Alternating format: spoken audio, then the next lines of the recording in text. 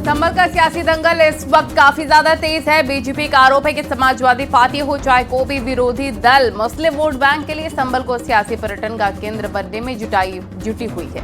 दरअसल संभल मुस्लिम बाहुल इलाका। एक रिपोर्ट के मुताबिक यहां पर हिंदू आबादी घटी और मुस्लिम आबादी में इजाफा हुआ है। आगे 2027 का चुनाव है, ऐसे में संभल पर विपक्षी दलों का स्टैंड क्या दर्शाता है, आइए इस रिपोर्ट के जरिए देखते हैं।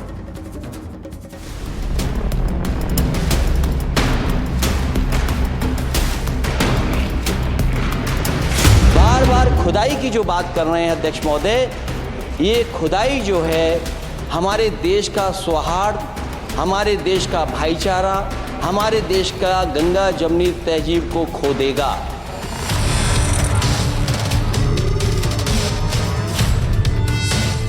संभल मुद्दे पर समाजवादी पार्टी लगातार आक्रामक मूड में नजर आ रही है।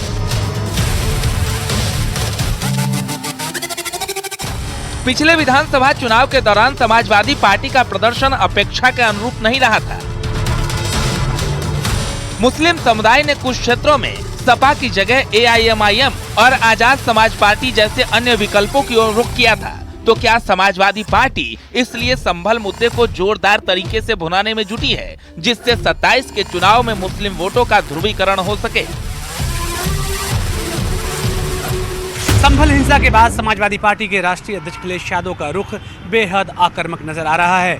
सपा अध्यक्ष अखिलेश यादव सार्वजनिक मंचों से लेकर लोकसभा तक लगातार इस पूरे मामले में उत्तर प्रदेश सरकार को घेरते नजर आ रहे हैं। यही नहीं, सपा अध्यक्ष इस बात को भी कह रहे हैं ये दिल्ली और लखनऊ के बीच की लड़ाई है। राजनीति के जानकार इस बात को कहते हैं कि समाजवादी पार्टी के राष्ट्रीय अध्यक्ष इस बात को जानते हैं कि 2027 में उत्तर प्रदेश विधानसभा का चुनाव है। ऐसे में खास तौर से जो पीडीए के नारा उनकी तरफ से दिया गया है, उस नारे में कहीं से वो नुकसान देखना नहीं चाहते हैं। हालांकि 2024 के लोकसभा चुनाव में समाजवादी पार्टी ने अब तक का सबसे बेहतरीन प्रदर्शन किया था, लेकिन उपचुनाव में हार के बाद समाजवादी पार्टी के सामने बड़ा चैलेंज यही है कि 27 के विधानसभा चुनाव में 24 के वोट बैंक को बरकरार रखा जाए। और शायद यही वजह है कि समाजवादी पार्टी के राष्ट्रीय अध्यक्ष अखिलेश यादव संभल हिंसा मामले के बाद लगातार बेहद आक्रामक नजर आ रहे हैं, क्योंकि पहले दिन से ही अखिलेश यादव संभल मुद्दे पर सड़क से संसद तक आवाज बुलंद करते नजर आ रहे हैं। हमारे लिए संभल और खासकर भारतीय जनता पार्टी की सोची समझी रणनीति है कि लोगों को उलझा के रखो इस तरह के मसलों पर। समाजवादी पार्टी कभी इस तरह के व्यवहार को स्वीकार नहीं कर सकती है। संसद में समाजवादी पार्टी इस बात पर जोर दे रही है कि संभल मामले को जोर शोर से उठाया जाए। राजनीतिक जानकार मानते हैं कि इसके पीछे समाजवादी पार्टी का तर्क यही है कि 2027 के चुनाव में मुसलमान वोट बैंक न छिटके। भले ही परिस्थितियां और जांच कुछ और कह रही हों, लेकिन इसके बाद भी सपा और अखिलेश यादव मुस्लिम समुदाय के पीछे खड़े हैं। तो वो एक तरह से ये मजबूत संदेश देना चाहते हैं कि वे अच्छे बुरे हर वक्त में इस कम्युनिटी के साथ हैं, और इससे अगर उनको एक चुनावी लाभ होता है तो उस लिहाज से ये स्ट्रेटजी उनके कितना काम आएगी, ये अब कोई भी जो अगला चुनाव होगा उसमें हम देख पाएंगे। और ये बात भी बिल्कुल सही है कि 2027 के चुनाव के लिए समाजवादी पार्टी की रणनीति के अब जो आउटलाइंस हैं वो धीरे धीरे सामने आ रही हैं। तो समाजवादी पार्टी किसी वोट बैंक के लिए नहीं परेशान है।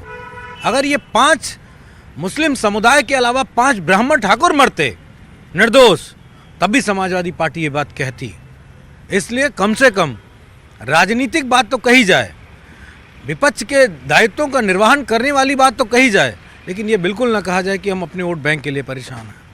मैं तो उस बात के लिए भी कहता हूँ, जब बहराइच में किसी लोगों ने दंगा किया, 2 दिन तक आगजनी की, लोगों की दुकानें, मकान, फैक्ट्री, अस्पताल सब फूंक दिया, तब इस पुलिस के पास गोलियां नहीं थी क्या?